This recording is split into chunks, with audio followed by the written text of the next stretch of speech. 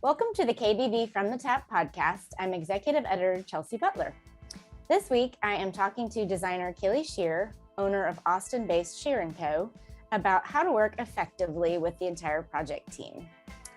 Killy believes a home should feel both elegant and familiar, and her firm is known for taking a research-based approach to design to create spaces for clients based on their personal narratives and aesthetics.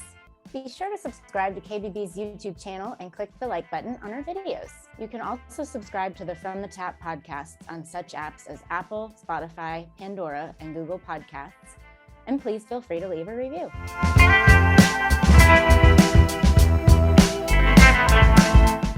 Welcome, Killy, and thank you so much for joining me. Thank you so much for having me. I'm really excited about this. So let's start out by you telling us a little bit about all the team members with whom you work. Just what are the different roles? Who are the different people you work with? Since we're going to be talking about, how to effectively work with the whole project team. Sure. And do you want to hear about internal team members and external? Or everyone related, like in my firm versus people, vendors and contractors and all of. Yeah, I know they're all relevant, but whatever you think is relevant to this discussion. Sure. Okay. So first of all, I've been doing this for nearly 2 decades and in different capacities, and started my firm in late 2013, and it was just me. But even with that, I named the company Sheer & Co. And back then it was really more of I was putting it in the universe that there was going to be more of a co, but in reality, it was just me doing everything in the background. So we've grown over the years, and we're still small, and I want to stay pretty small, but we have, definitely added new people, and or we have more cooks in the kitchen, which is great. It makes us be able to take on more work and do better work. Everyone we bring on comes with a background of their own and brings some important elements to the table. So really goes with the whole, it takes a village saying that I like to use in terms of, when it comes to actually executing a design project. It really does, even when it was just me, it still took a village, but now we have a bigger village. So we have a handful of people in the office, and then, so we have got myself as the principal, and we have a managing director who moved up from being a senior project manager and designer. She's really overseeing everything. And then we have a project designer and project manager, and someone who handles all of our procurement. We have a bookkeeper and an administrative assistant, and then we've got a handful of consultants. So that's kind of our internal makeup. And really, as a small firm, everybody is crucially important. There's nobody that's sort of, there's no dead weight. We all contribute equally, I would say. And then externally, we work with so many different people. So, from on the broad base, general contractors. So then that, with them comes a ton of subcontractors and fabricators. But then for projects where we don't necessarily work with a general contractor, we will hire our own fabricators. So steel workers, millwork, flooring guys, installers, glass and mirror people, and then all the vendors that we purchase furniture and products from, window coverings, wall coverings, all of those people. And then of course our other big collaborators are our clients. So without them, none of this would actually be happening. So and they're part of the equation, really part of the team. Okay, so then my next question was going to be kind of talking about your first meeting, but there are obviously various parts. So do you want to talk about what a first meeting would look like with your internal team, and then also the external team? Sure. Yeah. So, and are you referring to internal first meetings when it comes to kicking off a project? Right. Yeah. So I'm the business developer. I go out and I generally get the business and forge the initial relationship with the clients and talk about, obviously our goals. We have a series, kind of a long discovery period. So the initial phone calls, and then site visit, proposal, contract, all of that stuff. So the next once we're in a signed contract, we've got a retainer or depositor, whatever our fee engagement is.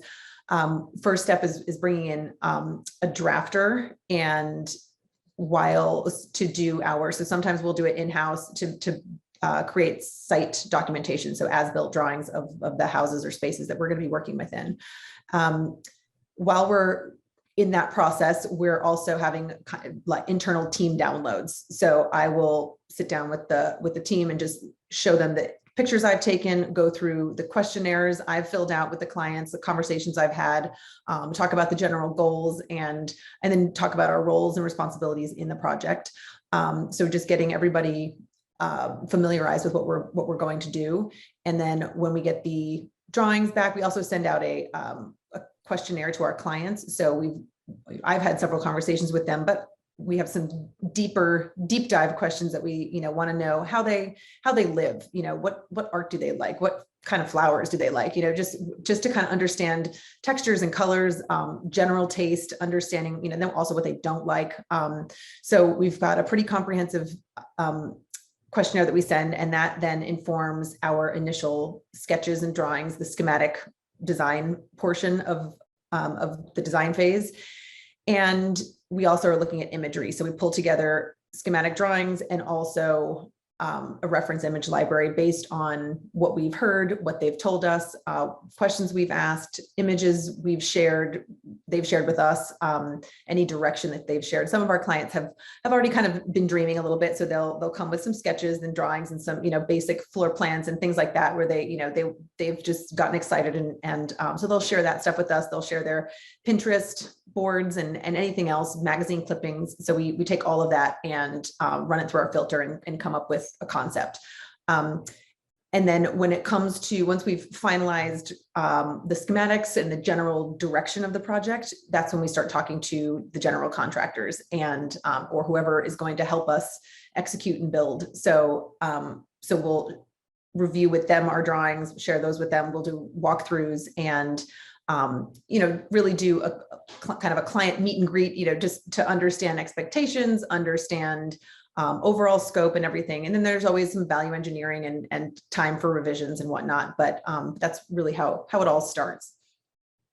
Okay, so then let's talk a little bit about some of your tips for effectively working with that external team. I assume you already know well how to work with the internal team. Yeah. But for the external team, there's just so many people involved. What are some of the things that you do, to effectively communicate with each of those people? Yeah. Well, I think communication in general, just very clear. Over communication is really the best way and the only way. So we like to do a full, very solid, very tight drawing package up front. We have lots of notes, lots of just all the documentation that we need when it comes to finish schedules and any kind of comments from millwork, what direction is the wood grain going in, what kind of wood, what kind of stain, just all these preliminary notes that then get honed down as we work with the different trades in the process. When we have site visits, we have usually for our larger projects, we'll have regular site visits, so weekly or some kind of, regularly scheduled walkthrough and or call. So after those, we always have, we follow up with a field report. So just making sure that everything that was discussed on site is written down somewhere that we can all access and that we've noted. I will say, we are heavy note takers. The construction industry isn't always super gung-ho about also being note takers. So we wind up just taking everybody's notes and making sure that, as long as we've got them, we've got it documented. And then if they have a question or an argument about it, we've documented it and we can, we have backup. So, and then anytime, if we've just talked about something, there's a phone call or text or something like that, we usually follow up with an email confirmation as well. So really just heavy on the documentation as part of our communication. We send weekly updates to our clients as well. So every Monday afternoon, we send an email that's lists what we've been up to the previous week, what got accomplished, what didn't, what was like some of the deliverables, any kind of dependencies. And then what's coming up for the upcoming week or weeks, and scheduling, site visits or scheduling meetings with them. So we have a weekly communication with them, whether, and even there's times when we're not doing a whole lot for a client, we're waiting for a lot of things to come in, and we'll just send them an update then too, that, no change from last week, but we're still here. We haven't run off with your money. It's scary when you just spend a bunch of money and then you don't hear from somebody for months on end. So we make sure that we're still around, and there's always stuff to do, but that, I think the interior design industry is such a mystery to most people.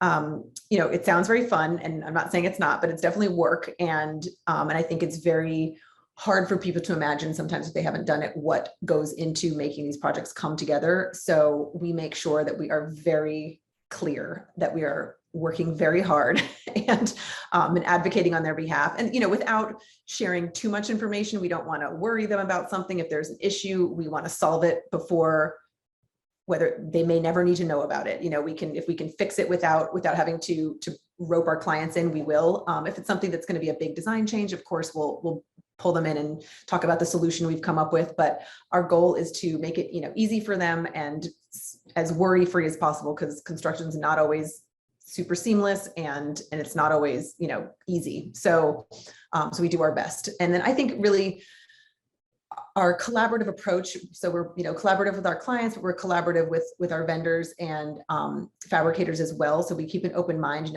We will provide design intent drawings, and we know what we want something to look like in the end.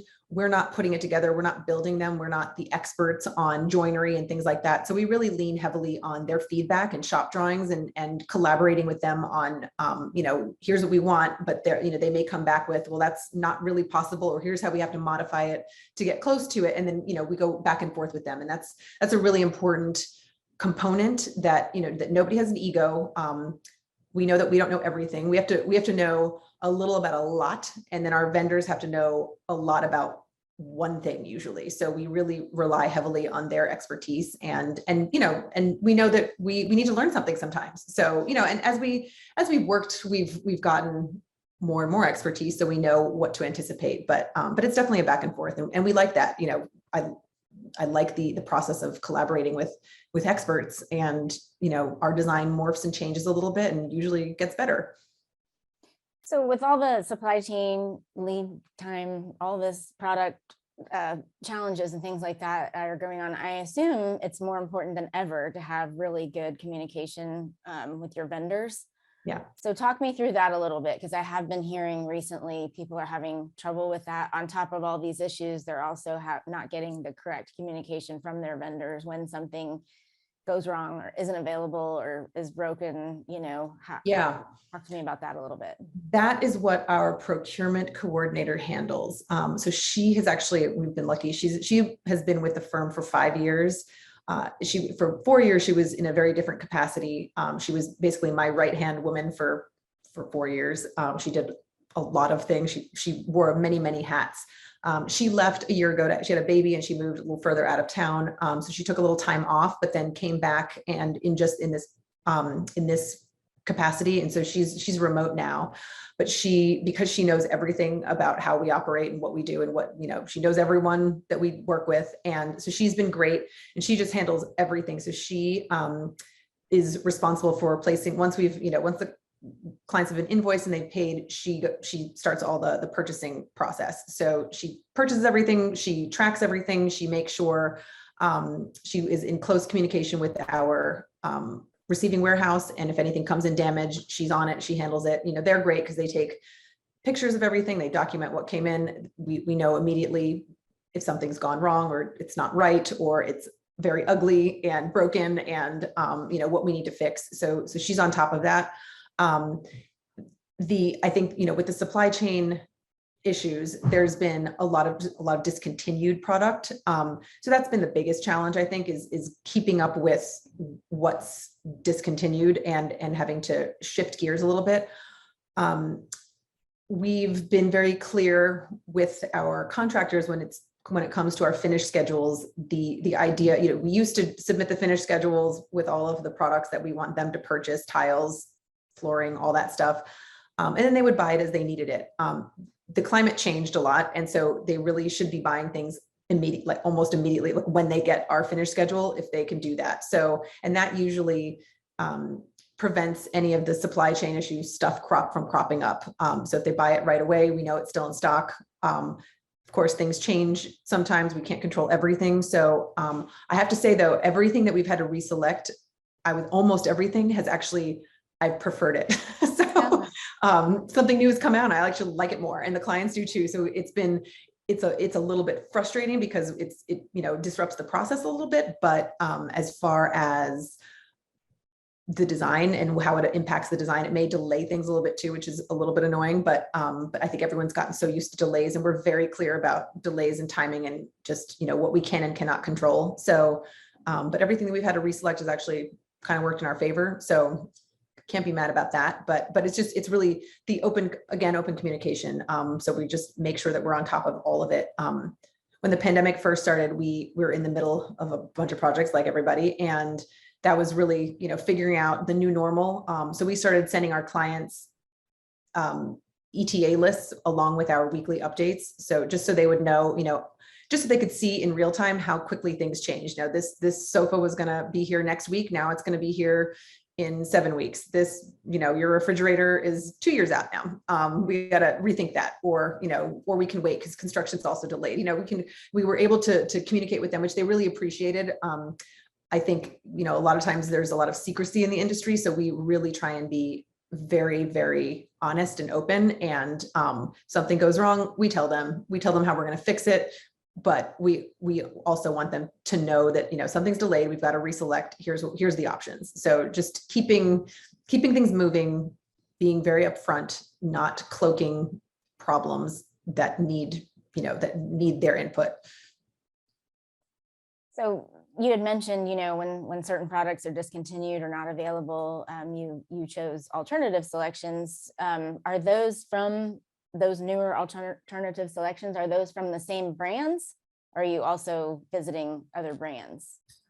We start off with that brand and just, so let's say it's a tile company and they've discontinued one line. So we'll ask them if they have anything that's similar, or if they've maybe, because sometimes they'll discontinue a colorway because the factory that they were working with no longer has the right dyes, or, whatever it is that is the problem. Glazes have changed, something like that. So we'll start with them because sometimes they'll come out with a new color, or new tech, whatever it is we're looking for, a new texture, and see what they have in the rest of their lines that might work. But we'll cast a wide net, and we don't start over because we're really we're trying to get as close as we can to the original idea. But so we'll wind up sending out, whether it's pictures or samples, or website links to the product that we wanted, and we'll send it out to other vendors and tell them, this is what we were going to buy, we can't do it anymore, what do you have that's similar, so that we're not just starting the whole process over.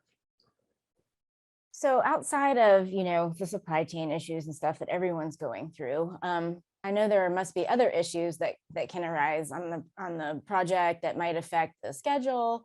Maybe once the walls come down, there are some issues behind the scenes that you all have to address. So how do you address those with the contractors, fabricators, with all those people to kind of make sure you stay on the same page? Yeah. So I think site conditions are always, that's the other big thing aside from this, the supply chain issues. So in renovations, you never know what's behind the walls until you get in them. You don't know, there's a family of bears living in there. We have no idea what's happening. So on occasion, we'll do some exploratory demo. If we think that there's, let's say, like a chase of some sort behind a wall and we're not sure, before we finalize a design, we'll have the GC, poke some holes in the wall and see what might be back there, so that we don't have to fully design something and then fully redesign it. So we can't always do that. So that everyone knows that we're going to have to do some thinking on the fly and redesigning as we go. So I think, just making sure that, and by everyone, I mean, the contractors know that, but the clients need to know that as well. So they're not super shocked when we have to, when we issue a new drawing and they have to approve it. But it's really, I think that's where our weekly site meetings come in to play, or the phone calls that we have. We're in constant communication with our various people. So so we're able to catch, errors or holdups or new, surprises really quickly and deal with it. And, we've been doing this for long enough that there's always a solution. There's really no problem that's unsolvable with a little creativity. And I mean, money and time will solve anything, but sometimes we don't have time and we're not trying to spend more money. So we just have to get creative, and we've gotten good at that. So I'm going to pivot over to talking about what it's like working with an architect. How do you determine who's taking the lead on the project? It really depends. It's an early discussion that we have with the architect and with the team, but we will often, it kind of depends on who the client has spoken to first, and who's sort of established themselves as the project lead. So there are times when we've assembled the team. So, client starts with us, we start doing a design, and early on we know we need an architect, or even from the get-go we know we need an architect. So we'll refer a few architects that we love to work with, and they'll go through their interview process. We'll do some walkthroughs with them as well, and then we have a conversation about who's taking lead. So it often has to do a lot with who's going to kind of own the drawings. So, if we're doing the lion's share of the drawings, then we're kind of on the hook for the construction administration and much of the project, and really kind of guiding the project.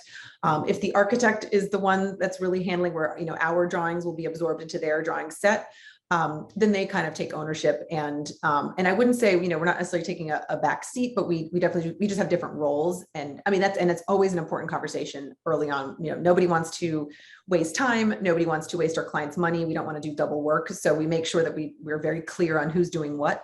And we've had projects where it's kind of shifted back and forth, so we had one recently that we were available to start before the architect was. So we started the drawings, we basically started the design and got it situated. And then when they were able to catch up, they absorbed our drawings into theirs. And then they're really generally managing construction. We're of course on site. We have a weekly call. It's out of town, so we're not there every week, but we have a weekly call with them and regular site visits. And then we're just constantly in communication. So that relationship shifted a little bit, but so we figured that out early. Do you ever have to work with them on finished selections, or is that pretty much your forte? Usually our forte. We make sure in those early conversations, and once we've all started working together, that we're very much aligned on the overall aesthetic goals. And so that, this also, especially if we're coming in after the fact. So there's a lot of times when we, the clients work with the architect for a year before they bring us in, and then we have to sort of fold in a little bit. And of course, our goal at the end of the day, we want to make our clients happy, but we also want to make sure that our, what we're adding to the project aligns with the original vision. So, so we work closely with the architect to understand what their design direction is and what their goals for the project are, so that we can fold in appropriately. And there's been sometimes we'll run through finished selections with an architect just to show, just so they know that we're not doing some crazy thing that they completely disagree with. Usually we gain a lot of trust pretty quickly, and then we don't really need to do that anymore. So, and there are some architects where we do, it's really a full collaboration. Like they've selected some finishes initially, and like I might think that they are a little bit kind of not in line with the overall project. So I'll suggest some new things. They're fine with it. So it really, and that's a back and forth, and also takes a low ego approach where we all have to just sometimes, we don't win every battle, and also just, learn from each other and just understand, that we all have to contribute in different ways sometimes. I don't know why I'm thinking about this, but I feel like it may be not this dramatic, but the relationship between, like the FBI and a local police department trying to determine who has jurisdiction over. Exactly. Yeah. I don't know why I keep thinking about that. Silly. That's funny. Okay. And then I just wanted to also talk a little bit about, I didn't think about this before, but I'm sure you do have to work closely with the fabricators to determine some of the best design solutions. Like you might come up with something that, the tile person comes in and says that's not going to work, or we have to do it this way. Like, so how do you work with them to determine what are the best solutions? So that's where, our design intent and drawings are come in handy, because we've made it clear from the beginning. So they're even when we've done that, it really, there's always questions and things change on site. So it's rare that something cannot possibly work, but we've put in also, after we've done our design intent and we figured out exactly what we're using and how we want to lay it out, we do it for like tile specifically. We'll do tile diagrams. So we'll do a drawing that shows every wall or floor or whatever we're tiling, and lay out the tiles entirely. So, with the grout lines, with the patterns, where to start the tile. We want a full tile at this place, this location. So start the tiles here. So we get very granular with that stuff. And we'll post them onto the walls let's say it's in a bathroom, we'll actually pin them to a wall. They don't always get read. So there's sometimes we'll have to go there and discuss it. And then sometimes they're read, and then, but what we wanted, what we anticipated is not what the installer has executed exactly, or it's a little sloppy or something. So we'll go, we always check the work when it's done or in progress. And there's always time to fix things, but we try and be obviously respectful and just talk through it, but also then we can show if we need more backup. So we'll show reference images or any kind of imagery to paint the picture if they can't visualize it from the drawings. And they just needed to see it done. We'll go and try and find something that's similarly installed so that they get an idea of what we're going for.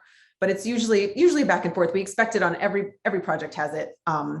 So it's so that's when it comes to like installations. When it comes to fabricators, so for like millwork and things like that, that's one of those back and forth relationships where we provide our design intent.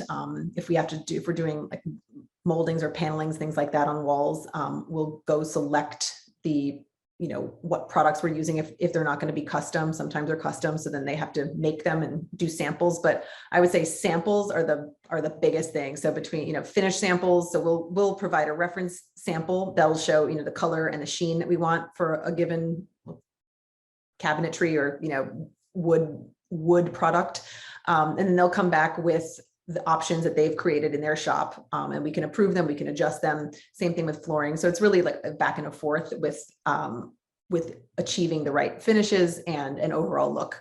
So it's definitely collaborative. Okay, so I'm going to throw a last question at you.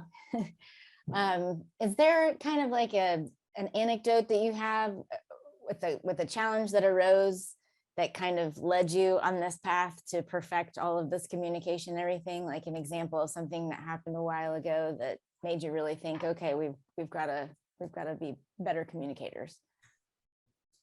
That's a great question. I think it's really it's experience. When we started doing the weekly updates, we stopped getting questions about our bills. So I know, the more we communicated, and some of our clients have told, they're like, oh, we don't need an update. And I'm like, you're getting an update. You don't need to read it. You can delete it. You can do whatever you want with it, but I'm sending you an update. This is our process. This is what we do. So, and it's come in very handy, but that really stopped. I mean, we didn't get a ton of questions about our invoices. They're also pretty detailed, and in depth. And so but that's, we invoice once a month typically for, if we're doing an hourly project. So that's 30 days of not knowing what we're doing behind the scenes, which is why we started doing the weekly updates. So they know exactly what's happening on a week by week basis. So that really cut out a lot of questions of, like, I don't understand why you spent this much time. We've had 4 weeks of telling you what we were doing and how much time was going into it, basically. So, but I think there wasn't necessarily any one project where I was like, oh my God, we gotta like really tighten it up. I think it's just every project, every time we do one, that we learn something on every job. We're constantly morphing and changing, getting better, listening to feedback. I think we do good job. I think we have we have it together quite a bit, but there's always room for improvement. So it's just knowing that there's always there's better ways to do things, or there's little changes we can make that'll improve the process or the system. So we're just constantly listening to, and sometimes things are just ridiculous. Like, this is an extenuating circumstance and we don't need to change our whole process for it. And sometimes if it starts repeating itself, I'm like, I think we're the problem here. So let's fix this. And so it's really being open to constantly changing and getting better. And I think, the industry is becoming more and more high tech. I mean, this started out as a pretty analog, low tech type of business, and it's very physical. It's very touchy feely. You want to touch faucets and you want to make sure you touch hardware and, under feel the fabric. And so it's very three-dimensional and in person, but there's a lot that goes on behind the scenes, and that can be more efficient system wise. So, taking cues from tech firms and how do they run their projects? How are they communicating internally with their teams or externally with their various vendors and subs and or contractors, whoever they're working with. So just thinking beyond, I like to know what other, I've been on this little design island by myself for so long. I've had my company and I've, worked for other small companies. So having people advise me on what kind of systems are out there and how things have changed. And there's a lot that's changed, which is great. So it's just really being willing to dive into that stuff. Change is hard. So it's not always seamless, but I think it's really important. Absolutely. Yeah. I mean, I think we all know that there have been lots of changes going on the last few years. And yeah. Everything will get much better, and then who knows what will come next, Exactly. Always got to be ready for that. So, well, thank you so much for joining me today and taking time out of your busy schedule to tell our listeners and our viewers about effectively working with the whole project team. And hopefully, everyone comes away with some great tips. Absolutely. Thank you so much. This is great.